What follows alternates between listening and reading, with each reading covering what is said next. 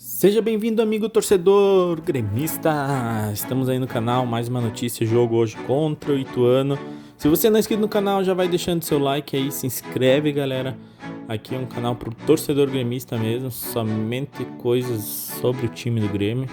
E vamos lá, galera, escalação hoje do Grêmio, possivelmente os jogadores: goleiro, Breno e Gabriel Grando, ou zagueiro, Bruno Alves, Jeromel e Natan.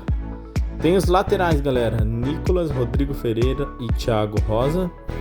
Vamos também para o meio-campo: Benítez, Bitelo, Campas, Fernando Henrique, Gabriel Silva, Lucas Silva, Sarará, Thiago Santos.